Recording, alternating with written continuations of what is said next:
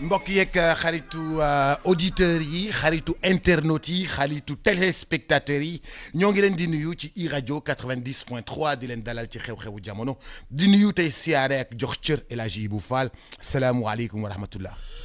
Boubs maa ngi lay nuyu di nuyu say auditeurs say téléspectateurs ak say internautes di nuyu kilifa Mohamed Kandji balaa mu ñuy déborder mbaa yaa ngi ci jàmm. sant yàlla bu baax a baax a baax. costume nga de mbaa du dara. waaw fi mu nekk nii damaa nekk di wut parrainage. d'accord sa kii neexoo deret daal. waaw ku bëgg ñu fal la da ngay costume. waaw da ngay costume moom. Gabonais bu bëgg a jiite Sénégalais yi. waaw da ngay costume veste yu cintré nag. waaw yu xat ngay sol de ñu xam ne yow mii suur nga. te gis nga candidat yëpp léegi dañuy retrousser ci seen manche comme Obama. Obama a influencé le monde waaw non toi aussi mais xam nga. sol chemise bleue retrousser sa manche. bi fi Pa Wade doxantoog ay bretelles ñëpp dañuy uti bretelles. waaw jeex mbaa yaa ngi am jàmm. ça va et toi. alhamdulilah alors El Hadji Ibou Fall ajjuma bi ñu fiy jógee. alxames bi ñu fiy jógee. ajjuma la xibaar yi daanu.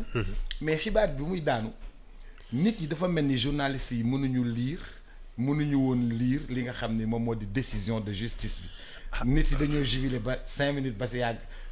dafa mel ni rajo yi ràmm na leen à la raison ñu daal di ñëwaat dafa mel ni décision. non dafa mel ni dafa njëkk am ku ne Cour suprême dafa dëggal. non Juan Branco moo ko. voilà c'est ça moo ko bind. waaw am beneen site bu ko reprendre. waaw c'est ça. kon loolu la. waaw loolu la xam naa on a dû leur dire ça y est affaire bi féete na boor gars yi yàkkamti génn. nekkee c'était Juan daf ñoo war a jiite noonu décision de justice moom moo koy jox. moom kay am na sañ-sañ bu ne ci dëkk bi man looloo ma ci jaaxal ba léegi am na sañ-sañ bu ne de. lu ko neex de lay def. loolu de moo fi am. en fait nit ñi daw ñii di mbiib ñii di cornet.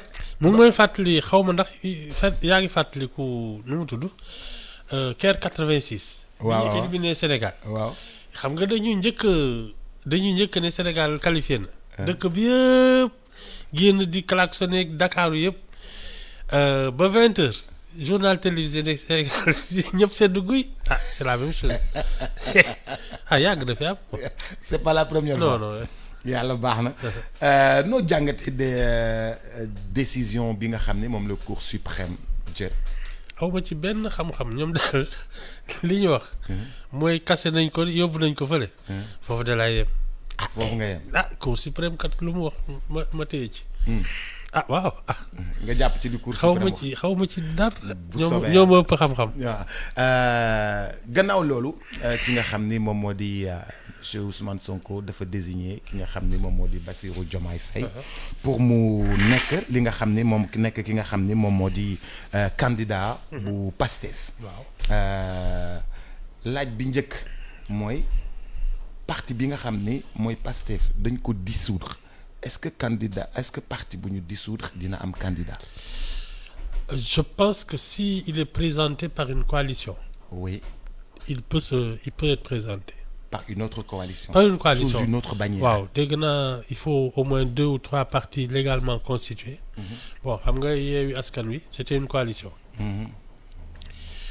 Y a certainement beaucoup de partis xam nga y a 300 xaw ma ñaata partis ci dëkk bi. waaw xam naa ne waa Pastef moom ut ñetti partis wala même fukk yoo xam ne da leen di ngemb ça doit pas être un problème. d'accord waaw parce que il peut pas se présenter sous la bannière de Pastef il peut pas se présenter aussi comme candidat indépendant parce que ci li ma xam d'après les textes il faut n'avoir pas exercé d'activité politique milité dans un parti pendant 1 an balaa ngay mën a nekk candidat indépendant. Ne pas avoir milité. waaw dans un parti. waaw. politique pendant 1 an. voilà pour être un candidat indépendant. c'est ça foog naa loolu mooy loi bi quoi. donc comme ñoom biñ ko tasee ak léegi. matul 1 an donc. mënul nekk indépendant. non li ma jàpp daal mooy une coalition de partis peut le présenter. waaw peut le présenter. mais ki nga xam ni moom moo di niñ ko waxee daal. waa Pastef moom la ñu tànn. waaw. yaakaar nga ni c'est possible. ah pour l'instant je pense que si c'est son casier judiciaire foog naa amagul lu ko condamné. il est dara condamné wu ko. non bon waruñu am problème normalement pour am ay parrainage. Au pire ils ont des des députés. Voilà, au pire des cas, et puis ils ont quand même beaucoup de supporters, de sympathisants. Au pire des cas, seen ay députés mën nañu parrainer kii bi mais ci li ma dégg dañu ne ko parrainage député yi dañ ko réserver pour Ousmane Sonko à la dernière minute. su dee dem nañu parce que ba léegi ñoom bàyyeeguñu affaire Ousmane Sonko bi. nee nañu su dee tribunal de Dakar bi grande instance bi nar a rejuger affaire bi su dee jox na Sonko droit wu participer seen député yi ñoo ko nar a parrainer. donc ba léegi bàyyi ñu ngi seen galgal bi daal mu nga fa. Sonko mooy seen option bon léegi Bassirou Diomaye Faye c'est le plan B ñoom yéex nañu am plan B. Bon, je suis convaincu qu'il y en a peut-être d'autres qui sont dans parce que le parrainage des députés là. foog naa foofu lay dëgg bi di génne quoi. waaw su dee daal am nañu ku ñuy ngemb dëgg gëm naa ne ci député yi lay gën a feeñ. bon ça pour l'instant parce que ba léegi tamit kenn joxu leen kayit. non il y a 4 il y en a 4 ou 5 qui ont leur. ay kayit pour dem wuti parrainage. waaw ñoom ñëpp ils sont 5. Bassirou Diomaye Faye am na. foog naa keneen ki Birame Souleye Diop. am na. Guy Marius Sagna foog naa jël na. non ñoom ils sont 5 à avoir pris des trucs donc ba léegi ñu ngi ko teg nii rek mais à la dernière minute soo gisee 13 députés wala 20 ngemb benn candidat nga xam ne kii nag moom la gaa yi ngemb. Il faut attendre de voir. Mais le candidat choisi est dans les liens de la détention. loolu ma ci jaaxal de. léegi comment battre campagne. man kay ballon de sonde. comment battre campagne. comment battre campagne. Comment faire passer ton message. C'est quoi ça? Je comprends pas moi. Je suis perdu man. Ah de toute façon ñoom leur logique là depuis 2 ans. Moi, je trouve qu'ils sont sortis complètement des sentiers battus. maanaam bu doon làmb dañoo génn saako yi. waaw man bu dee football dañoo génn touche. ah yàgg na mais bon ñoom ils ont leur logique ah ñoom ni ñu koy defee ba léegi bàyyiwuñu quoi donc ils ont présenté quelqu'un comme ça il est en prison. C'est l'homme manifestement de confiance d'Ousmane Sonko. Pour lan nga ne c'est l'homme de confiance d'Ousmane Sonko. ñoom Birame Souleye ak ñoom Abbas ñëpp. ci wetam la ñu nekk kii mooy son numéro 2. mooy numéro 2 wu parti bi. ah waaw mooy son numéro 2 et puis bon seetlu naa ne vraiment au premier jour de l'affaire nu mu tudd affaire Adji Sarr bi. au premier jour. oui moom il est monté au créneau vite ne. Sonko laalu fa jegewu fa sax ni këj non ah. moo ko njëkk a défendre. ah waaw. bokk na ci ñu. Bassirou Diomaye Faye moo ne woon. demul fenn xamu ko sax xamu fa. waaw xamul ndaw si. waaw loolu moom. il a été vraiment non moom je pense. moo teg kaamin waat. waaw c'est son homme de confiance donc xam naa noonu la ko jëlee bon pour man c'est aussi genre ballon de sonde. boo xam ne pour voir un peu jusqu'à quel point l'État est prêt à leur barrer la route parce qu'il va prendre des coups.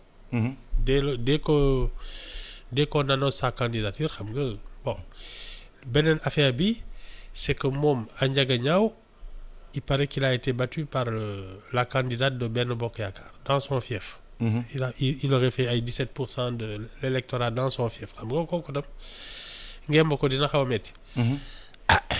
Mais daal ñoom ils ont une logique que moi je ne comprends pas mais daal ñoom ñu ngi def li ñuy def de xaw ma nag ndax fu muy mujjee mais ñu ngi def li ñuy def mais pour man c'est un ballon de sonde.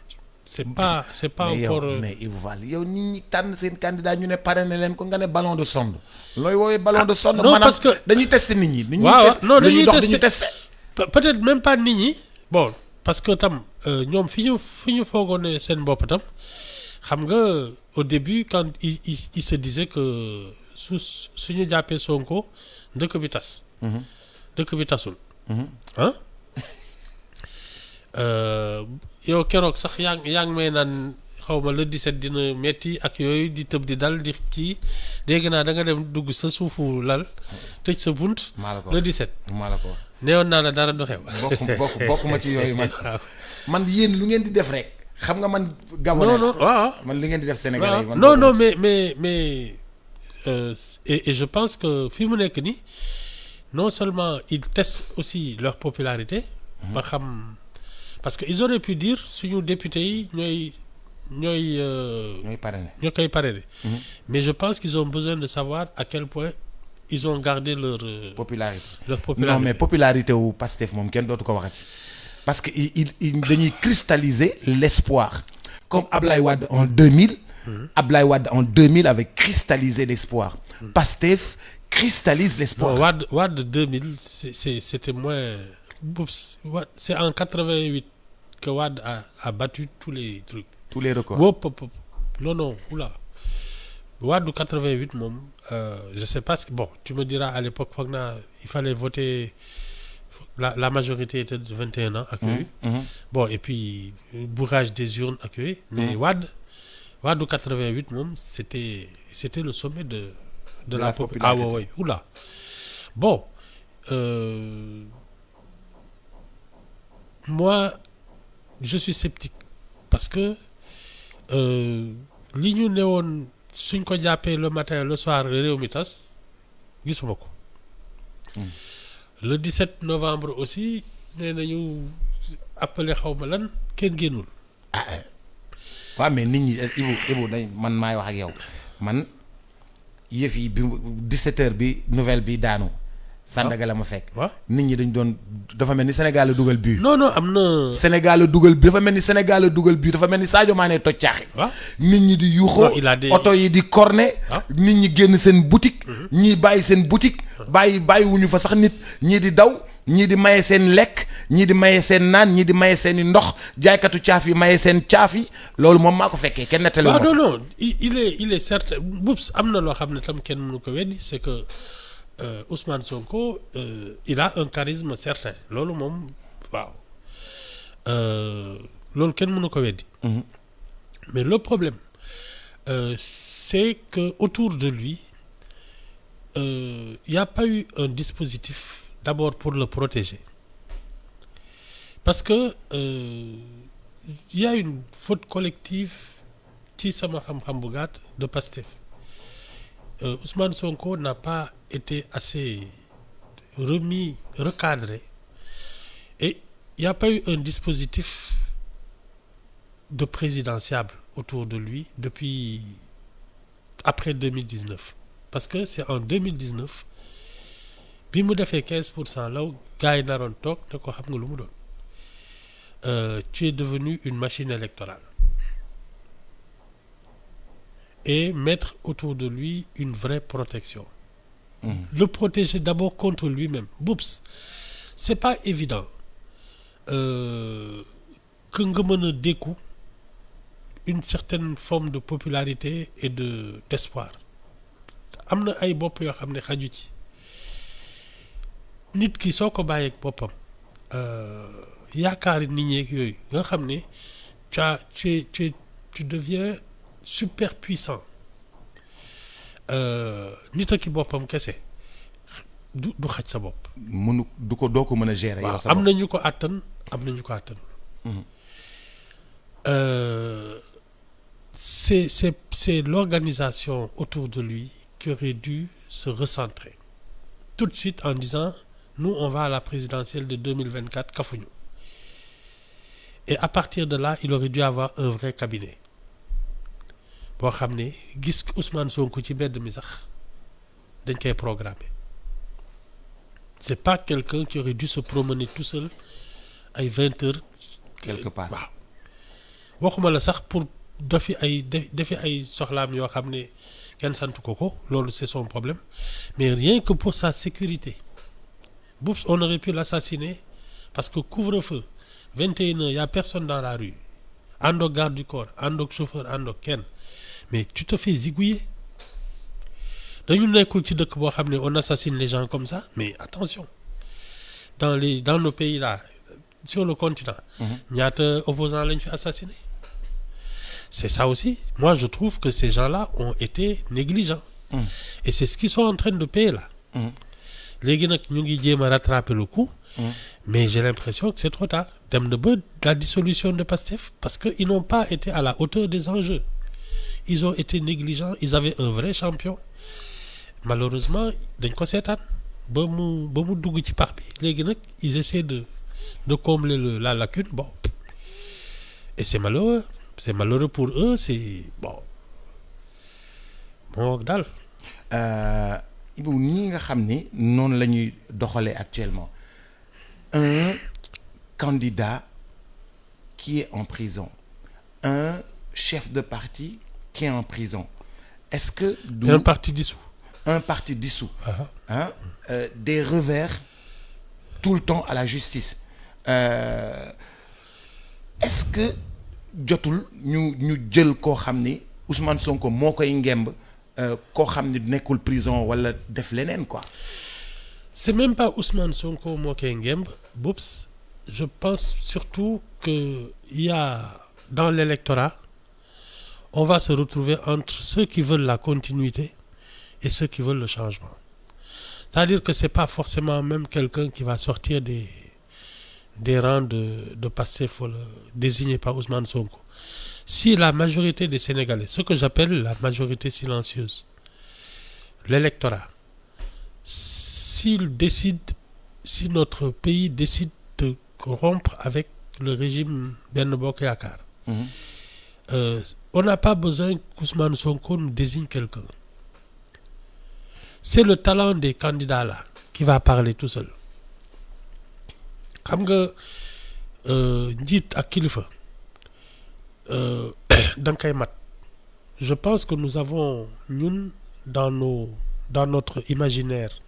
collectif et dans notre ñun suñuy gis-gis su candidat yëpp taxawee ba ku ne wax ku ne def ñun ni ñu gisee àddina danañ ne kii moo ñu doy en majorité quoi loolu rek fa des mais que Macky Sall naan ñu Amadou Ba la ou que Ousmane Sonko naan ñu Bassirou Diomaye Faye la loolu waxtaanu kii la rek grand place su jotee. ñun ñooy tànn. kenn du ñu tànn. waaw ñun ñooy tànn c'est-à-dire que su gars yi taxawee wax def. lii laa nammal réew mi. waaw fii laa jëmee réew mi. waaw ba pare ñu xool la bu baax seetlu la. mais luñ ciy xoolaat. doo xool gars yi kii seen ndax kii ni muy taxawee noonu la ak ni muy dafa nar a wër ci àddina bi yëpp di naan man je suis le président du Sénégal doo toog xool kii kan la. mais xam nga li ngay bañ ma tudd. Ibou li ngay bañ ma tudd. non xaw ma li ngay wax foofu. Goudiaby laa bañ ñu tànn ko fii muy wër àddina bi yëpp ñu naan kii Sénégal lii la ñu indil non mais attends.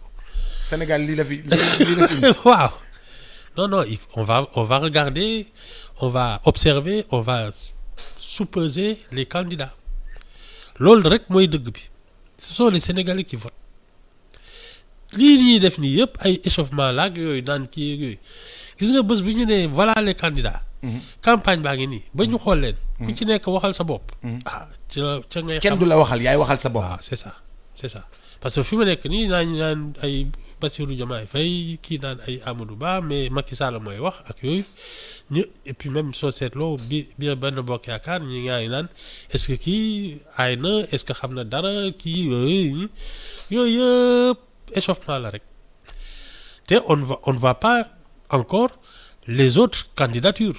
Idrissa Seck qui est dans un silence de cadavre. moom de dans un silence nee naa la c'est quand il se tait qu'il est dangereux. Idrissa Seck la kenn gisul kenn déggul.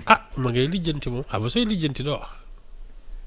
kenn gisu ko kenn déggu ko je pense qu'il s'occupe des parrainages ak yooyu parce que moom il a un vrai handicap à rattraper. moom dafa am cabinet en plus. waaw moom dafa am cabinet Idrissa Seck moom dafa am cabinet. ba pare il a un vrai handicap à rattraper parce que duggam bi. affaire conseil et majorité présidentielle je pense que ça lui a coûté quand même du monde et il a des lijjanti moom parce que xam nga en réalité ce sont les alliances qui font les bonnes alliances qui font les bons candidats parce que da ngay dem wax ak ay kilifa te ñooñu xam naa ne du ay waxi mbedd da ngay dem toog farankulaay seen bunti kër ñu recevoir la guddi nga expliquer jooy foofu ñu dóor ñetti coup de fil daan waa soo demee fii dina kii ak yooyu daal du ay waxi mbedd moo tax quand je vois les candidats là ñuy taxaw di tëb di daal naan way maa ngi fii kii ak yooyu bon je me dis oula affaire bi les gens qui te soutiennent vraiment qui ont de l'influence ils veulent pas de bruit. Ils veulent pas de bruit. Non. En général mooy borom nit ñi ak borom alal yi.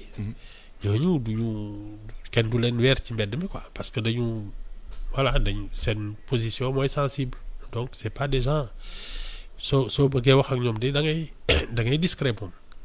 soo bëggee wax ak ñoom ci suuf la. waaw c'est ça de les vraies décisions Boubs ne se prennent pas dans la rue c'est des décisions de coulisses de couloir ay guddi xaaju guddi la ñuy toog ay kilifa wax li ñuy lal tëdd jàpp seen ñàmb après nag cinéma bi mooy taxaw ci mbedd mi di fa gës a dënd ak yooyu mais fekk li ñuy décider nañ ko bu yàgg.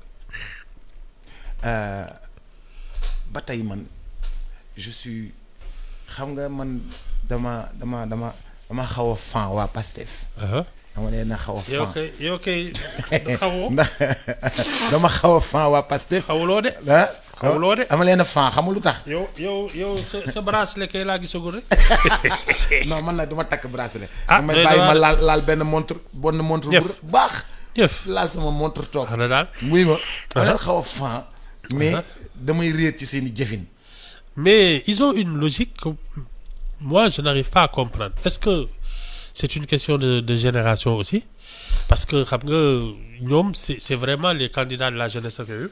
Bon en politique il y a les vieilles écoles et les vieilles pratiques. ñoom il faut leur reconnaître que ils avaient une vraie organisation man fii mës naa fi toog ne c'est l'un des rares partis qui se réunit régulièrement dans toutes ces instances. ñoom yooyu dañ ko doon def. ba pare di dem ci koñ yi. oui koñ ak koñ. moi j'ai vu ak Guédiawaye. wax koñ boo dugg ñu tànt ko. c'est ça ñu naan réunion Pastef ñu ne réunion Pastef. dëgg la ba pare ay xale ñëw. oui toog ñoom ñëpp ñu toog non c'est l'un des rares di wax ba pare di def débat. oui di def débat ci biir koñ yi ay koñ yoo xam ni ay koñ yu bizarre koñ yu metti koñ yoo xam ni dem fa Ibou bu ma la yóbbu woon ci koñ yooyu yow da ngay bañ. man ma dugg si koñ bi ñu baaree. ma wàcc gars yi mais nuyoo laaj ñu ne non waa Pastef ñu ne dañuy réunion quoi Boubs da waroon ñu bokk suñu réunion. maa la wax li mais non c'est voilà quoi. c'est pour cela que c'est dommage. que ce gâchis là. parce que ñoom ci ñi fi nekk ñëpp ñoom ñoo fi amoon genre dynamique boobu ak ancrage boobu. surtout pour les jeunes c'est la majorité de la population bon tu me diras que ñi ci bari duñu voter mais au moins. amoon nañu boobu capacité de mobilisation mais ce qui leur a manqué à mon sens c'est le niveau de haute compétition. Parce que quand tu as un champion de cette dimension Boubs il te faut un vrai cabinet xam nga mais man ñi ma gis ba pare la plus grande faute de Pastef à mon sens c'est qu'ils ont tout de suite porté Ousmane Sonko à un niveau où il n'était même pas critiquable c'est-à-dire soo ne bëtam xonq na sax. ñëpp saaga la waaw man sama saaga kël bi xam naa fi mu nekk ñu ngi jëfur. c'est vrai.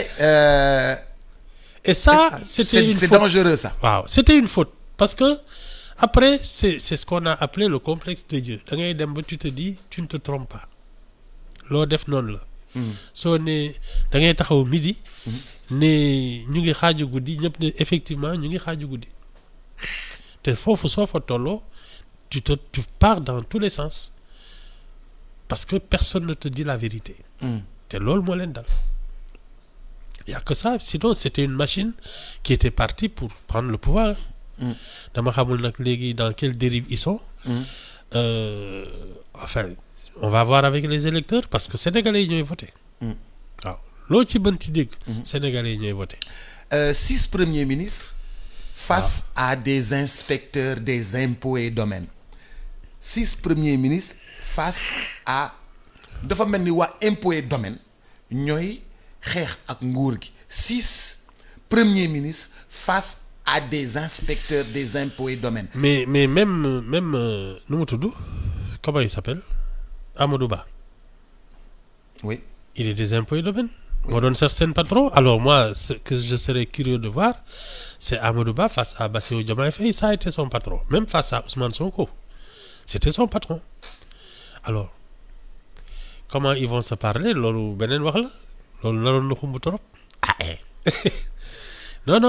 Non, bon. mais c'est de l'administration. Oui, mais... c'est l'administration qui se fait la guerre. Non, c'est pas là. Moi, je trouve au contraire que c'est rassurant. Parce que, Boups, un inspecteur des impôts, il est fait pour administrer un pays. Bon, c'est le fisc, mais c'est déjà un serviteur de l'État.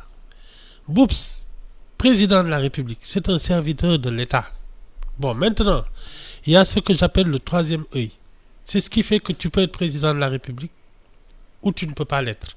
Parce que da ngay am vision, da ngay am stratégie nationale, stratégie internationale, voilà. Vision Da ngay am finance, un certain génie qui fait que visionnaire nga ak yooyu. C'est peut-être ça la différence entre un chef d'État. maa ngi doon je redécouvre xam nga yaa ma fi doon waxi Napoléon. Je redécouvre son histoire. Boups ay Cour des comptes ay affaires yooyu moo ko fi indi ba pare dans l'histoire c'est le premier à avoir pris le pouvoir en partant de rien du tout. ñii ngay gis yëpp ñii c'est les héritiers de Napoléon. C'est celui qui est parti d'une petite île de Corse et qui est devenu chef d'État. Il a fait l'armée, Napoléon. Ah, c'est ça. Il a fait la guerre. C'est ça. Il est monté au sommet de la hiérarchie militaire. Il est parti d'une petite famille de Corse. Amuñu xaalis. Amuñu dara.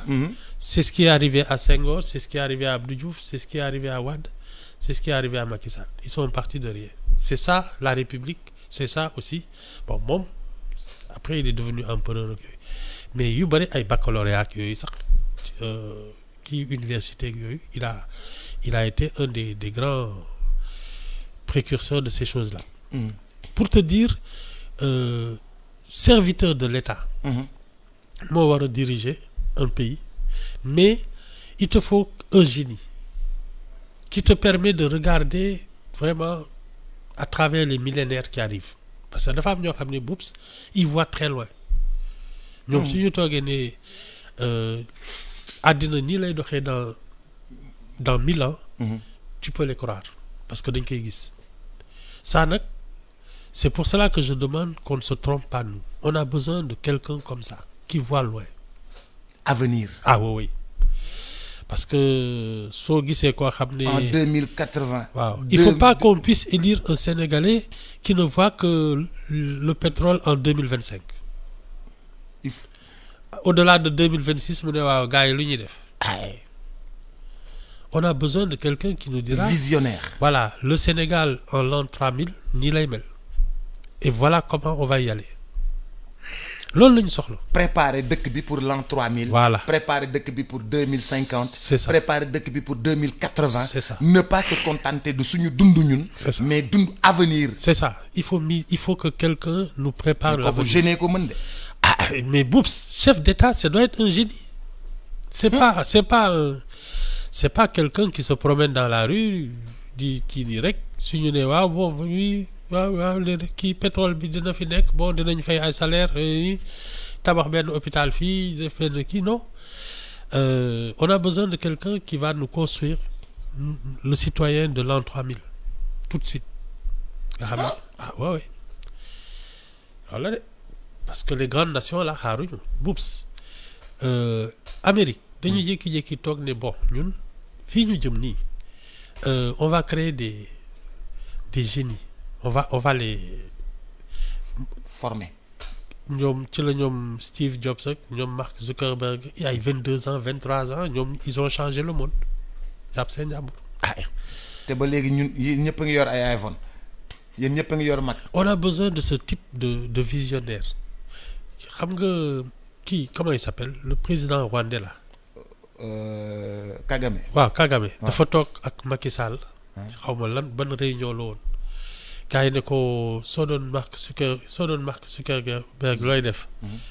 Macky Sall nekk naan damay def benn kii boo xam ne on pourrait voler xaw ma yooyu daal. waaye ñu ne ko mais man ma fonction c'est de créer des Mark Zuckerberg. nous on a besoin de ça. koo xam ne day créer ay Mark Zuckerberg. c'est ça. ay génie.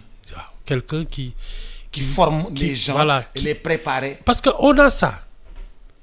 Le génie humain. Oui, on a ça. Le Sénégal regorge de gens capables de tout. Mais Boups, il faut quelqu'un qui les mette dans les conditions. Voilà.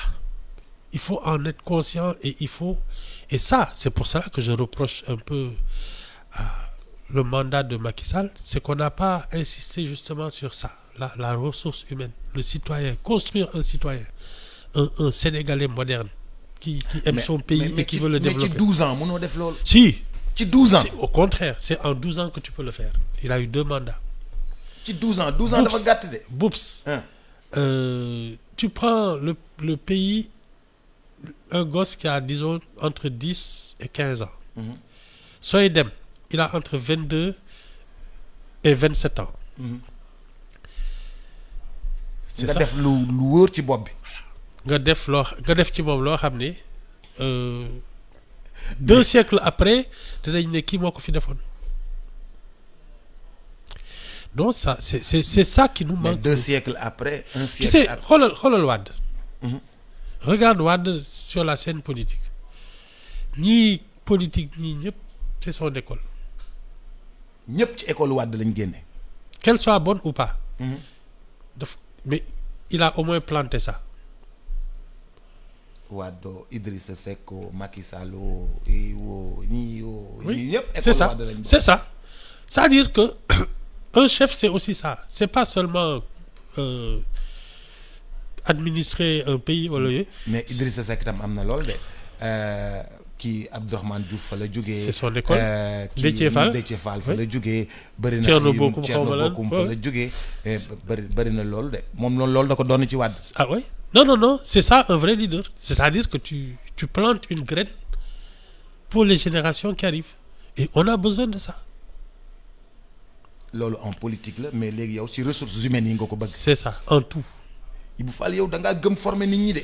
Ah, Boups, si on ne fait pas ça, on va disparaître parce que les autres pays là, les grandes nations, dañuy defar seen ay doom ñun suñu ngembul suñu njaboot ñu ñooy perte rek. Gaal yi rek li ñuy jël. Ah, c'est ça. bëgg dem nuroog njabootu jàmbur. Exactement. bëgg dem ci njabootu jàmbur. C'est ça. ñuy dañ defar seen dëkk ba ñun suñu njaboot di dem di leen. ñoom dañoo defar seen dëkk ba ñun suñu njaboot di dem. bëgg dem seen dëkk ñoom. C'est ça. ñun defaru suñu dëkk. C'est ça. Pourtant ñu ngi góorgóorlu de. Et nous on n'a pas d'excuse parce que ñi defar seen dëkk ils n'avaient même pas peut-être nos conditions ni climatiques ni géostratégiques ni rien du tout. Non, c'est ñun moom xawma ce qui va venir. Mais il faut pas qu'on se trompe. waaw loolu moom boo ñu déglu leen seetlu leen il faut pas qu'on se trompe parce que enjeu yi ñuy wax nii oui bon pétrole bi gaz bi ça c'est vraiment comment dire ça pour man c'est l'accessoire. Boups, on va vers des périodes où c'est le génie humain, c'est la propriété intellectuelle, c'est l'intelligence artificielle ak yooyu am na yoo xam ne yëfu nit doo nga lay nekk du nekk ay je suis sur sama suuf baax na yooyu yëpp dañ leen ne c'est bien mais lan moo ne sa bopp. boo amee pétrole te amoo ay nit ñu ko mën a gas. Voilà. amoo Les dara. autres le feront à ta place. ñooñu dañuy ñëw gas ko yow nga fay leen. Oui, c'est ça. Donc former. Boups, tu as des investisseurs qui viennent, qui ont de l'argent, mais ils n'ont pas d'idée. ñoo def seen xaalis mën nañ ko mais xamuñu nuñ koy def. ki nga xam ne nag moom moo am xam-xam ak mën-mën. Mais c'est lui qui dirige les choses. Donc nous, on a intérêt à faire de gens intelligents, des citoyens du monde. te loolu mooy suñu problème. Ah oui. Ibou maa ngi lay gërëm di la sant. waaw ba suba ak jàmm. ba suba ak jàmm ñu ubbi suñu journalu fait divers jërëjëf mbokk yeeg xaritu auditeurs yi dig daje incha allah ëllëg Pape Alioune Sarr mi ngi ñëw tënkal leen xibaar yi kii di Cheikh Sarr mi ngi ñëw ci kanam tuuti incha allah daal di leen bégal ci xorom ci cin Cheikh Sarr daanaka daal Cheikh daal jaaxal na ma Cheikh daal. xam nga moom dafa ne day dugg par force. kan si. Cheikh Sarr. Cheikh Sarr day dugg par force. waaw waaw. léegi tippoo naa kii bi nu mu tudd mbubb bi. waaw da ngay jàpp mbubb bi. ah day dugg àjjana par force. waaw yow jàpp nga ci mbubb bi. gis nga kii bi xam nga yére yi day am kii à droite. waaw pan bi noonu. waaw boobu mu maa ko tippoo. foofu ngay jàpp. waaw foofu Cheikh laay Sarr ne day dugg àjjana par force. Massa man miy woote àjjana. man maa yore micro bay woote di. waaw d'accord man daal man maa micro ba bay woote. nee na moom day dugg par force. waaw man ci yére bi laay téye. man mi yore micro bi di xool tur yi di woote nag. xaw ma ci dara c'est-à-dire Aboubacar Mbaye ma njëkk a gëm Rasoul maa ngi nii.